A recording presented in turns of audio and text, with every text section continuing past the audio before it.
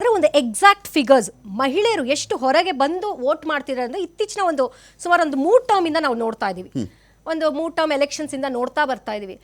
So ಈ ಸಂದರ್ಭದಲ್ಲಿ ಮಹಿಳೆಯರಿಗೆ ಯಾವ ರೀತಿ ಸರ್ಕಾರಗಳು ಇಂಪಾರ್ಟೆನ್ಸ್ ಕೊಟ್ಟು ಅವ್ರನ್ನ ತಮ್ಮ ಕಡೆಗೆ ಎಳ್ಕೋಬಹುದು ಅನ್ನೋದನ್ನ ನಾವು ಆಮ್ ಆದ್ಮಿ ಪಕ್ಷದವರು ನಾವು ಸರ್ಕಾರ ರಚನೆ ಮಾಡಿದಾಗ 12 ವರ್ಷಗಳ ಹಿಂದೆ ಮಹಿಳೆಯರಿಗೆ ನಾವೇನು ಉಚಿತ ಬಸ್ ವ್ಯವಸ್ಥೆ ಸಿಟಿ ಒಳಗಡೆ ಕೊಡ್ಲಿಕ್ಕೆ ಪ್ರಾರಂಭ ಮಾಡಿದಾಗ ಅಲ್ಲಿಂದ ಶುರುವಾದಂತಹ ಈ ಗ್ಯಾರಂಟಿ ಯೋಜನೆಗಳು ಒಂದು ದೊಡ್ಡ ಮಟ್ಟದಲ್ಲಿ ಸುದ್ದಿಯಾಗಿ ಯಾವ ರೀತಿ ಸರ್ಕಾರಗಳು ಗ್ಯಾರಂಟಿಗಳಿಂದ ಜನರಿಗೆ ಕೊಡಬೇಕಾದಂತಹ ಒಂದು ಸೌಲಭ್ಯಗಳಿಂದಲೂ ಸಹ ಒಂದು ಜನಪ್ರಿಯತೆ ಸರ್ಕಾರಗಳಾಗ್ಬೋದು ಅನ್ನೋದನ್ನ ನಾವು ಪ್ರೂವ್ ಮಾಡಿದ್ವಿ. ಆಮ್ ಆದ್ಮಿ ಪಕ್ಷ ದೆಹಲಿಯಲ್ಲಿ, ಅದಾದ್ಮೇಲೆ ಪಂಜಾಬಲ್ಲೂ ಸಹ ಅದೇ ರೀತಿ ಬಂತು. ಅದಾದ ಮೇಲೆ ಕಾಂಗ್ರೆಸ್ ಅವರು ತಮ್ಮ ಗ್ಯಾರಂಟಿಗಳನ್ನು ಸಹ ಘೋಷಣೆ ಮಾಡಿ ಕರ್ನಾಟಕದಲ್ಲಿ ಒಂದು ದೊಡ್ಡ ಮ್ಯಾಂಡೇಟ್ ತಗೊಂಡು ಅವರು ಸಹ ಅಧಿಕಾರಕ್ಕೆ ಬಂದು ಅದೇ ರೀತಿ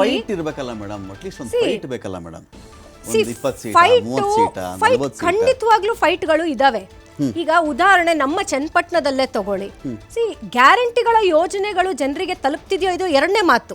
ಅನೇಕ ನಾವ್ ಈಗ ಕೇಳ್ಪಡ್ತಾ ಇದೀವಿ, ಹಣಗಳು ಬರ್ತಾ ಇಲ್ಲ, ಗೃಹಲಕ್ಷ್ಮಿ ಯೋಜನೆ ಮತ್ತೆ ಏನು ಒಂದು ಶಕ್ತಿ ಯೋಜನೆಯು ಸ್ವಲ್ಪ ಸಮಸ್ಯೆಗಳಿದಾವೆ, ಆ ರೀತಿ ಆದ್ರೆ ಈ ಒಂದು ಚುನಾವಣೆ ಅಂತ ಬಂದಾಗ ನೀವು ಫೈಟ್ ಅಂತ ಏನ್ ಹೇಳ್ತೀರಾ, ಈಗ ನಾವು ಕ್ಲೋಸ್ ಫೈಟ್ ತಾನೇ ನೋಡ್ತಿದೀವಿ. ಒಂದು ವರ್ಚಸ್ಸಿನ ಫೈಟ್ಗಳು ನಡೀತಾ ಇದಾವೆ ಅಲ್ಲಿ.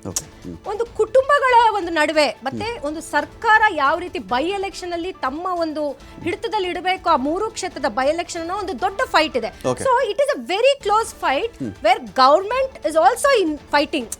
ಇಲ್ಲಿ ಸರ್ಕಾರ ಇದೆ ಕಾಂಗ್ರೆಸ್, ಆದ್ರೆ ಇವತ್ತು JDS ಅಲ್ಲಿ ತಮ್ಮ ನೆಲೆಯನ್ನು ಉಳಿಸ್ಕೊಳ್ಳೋದಕ್ಕೆ ಯಾವ ರೀತಿ ಬಿಜೆಪಿ ಅವ್ರ ಜೊತೆ ಆಟಾಡ್ತಿದೆ ಅನ್ನೋದು, ಬಿಜೆಪಿ ಅವ್ರ ಜೊತೆ ಆಟಾಡ್ತಿದೆ ಅನ್ನೋದು ಬಹಳ ಸ್ಪಷ್ಟವಾಗಿ ಕಾಣಿಸ್ತಾ ಇದೆ. ಸೊ ಇಟ್ಸ್ ಅ ವರ್ಚಸ್, ಅವರ ಒಂದು ವೈಯಕ್ತಿಕನೂ ಕಾಣಿಸ್ತಾ ಇದೆ ಅಲ್ಲಿ. ಬದ್ರುದ್ದೀನ್ ಒಂದು ರಾಜ್ಯ ಇಂಡಿಯಾ ಕೂಟಕ್ಕೆ, ಒಂದು ರಾಜ್ಯ ಬಿಜೆಪಿ ಕೂಟಕ್ಕೆ ಅನ್ನೋ ಥರ ಕಾಣಿಸ್ತಿದೆಯಾ? ಜಾರ್ಖಂಡ್ ನೋಡಿದಾಗ 47 ಒಪಿನಿಯನು. ಮತ್ತು ಚನ್ನಪಟ್ಟಣ ನೀವು ಚರ್ಚೆ ಆರಂಭದಲ್ಲಿ ಒಂದು ಮಾತು ಹೇಳಿದ್ರಿ, ಬೇವೂರು ಇಂದ ಶುರುವಾಗ್ತಾ ಇತ್ತು, ಇಲ್ಲೆಲ್ಲ ಕಡಿಮೆ ಇರ್ತವೆ. ಇಲ್ಲಿ ಆಘಾತ ಏನು ಅಂದರೆ JDSನ ಸೋಕಾಲ್ಡ್ ಭದ್ರಕೋಟೆ ಅಂತ ಊರುಗಳ ಬೂತುಗಳಲ್ಲಿಯೇ ಅವ್ರದ್ದು ಒಂಥರ ಪರದಾಟ ಇದೆ. ಏನಾಯ್ತು ನೋಡಿ, ನಾನು ಮೊದಲೇ ಹೇಳಿದ್ನಲ್ಲ, ಅವರ ಈ ಎಣಿಕೆ ಆರಂಭ ಆಗೋದು ಆ ಕಡೆಯಿಂದ.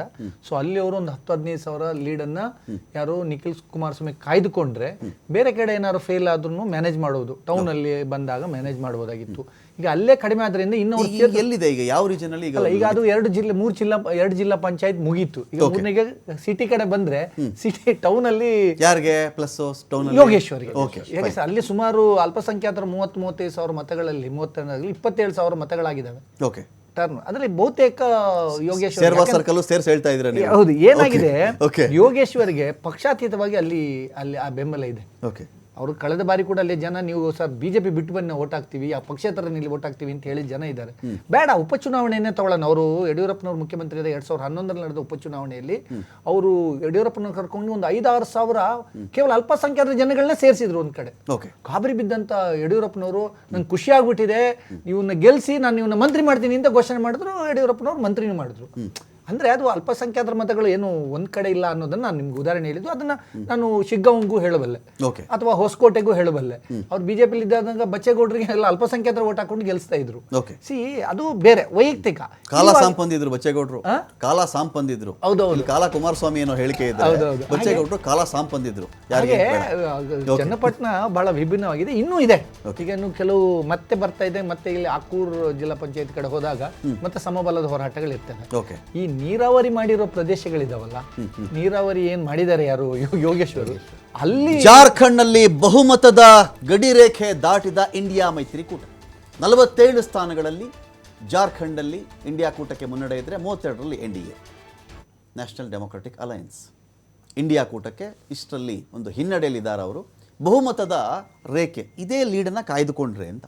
ಈಗೇನು ಲೀಡ್ ಪಡ್ಕೊಂಡಿದ್ದಾರೋ ಇವರು 45 ಅಂತ ಕಾಣಿಸ್ತಾ ಇದೆಯಲ್ಲಪ್ಪ ಸ್ಕ್ರೀನ್ ಮೇಲೆ, ಇದನ್ನ ಇವ್ರು ಮೇಂಟೈನ್ ಮಾಡಿಬಿಟ್ರೆ ಸಾಕು ಅಧಿಕಾರ ಮಾಡೋಕ್ಕೆ ಅಂತೇಳಿ 81 ಸೀಟ್ ಟೋಟಲ್ ಆಗಿ 41 ಸಾಕು, 45ರಲ್ಲಿದ್ದಾರೆ. ಇತರರು ಬೇರೆ 1-3 ಜನ ಸಿಗ್ತಾರೆ ಅಂತೇಳಿ.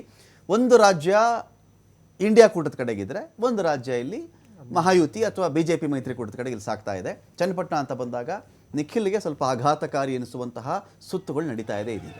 ನಿಖಿಲ್ ಪಾಲಿಗೆ ಇದು ಹಾವಿನ ಸುತ್ತಿದು, ಯೋಗೇಶ್ವರ್ ಪಾಲಿಗೆ ಏಣಿ ಸುತ್ತಿದೆ. ಏಣಿ ಸುತ್ತಲ್ಲಿ ಯೋಗೇಶ್ವರ್ ಇದೆ, ಏಣಿ ಸಿಗ್ತಾ ಇದೆ ಅವ್ರಿಗೆ.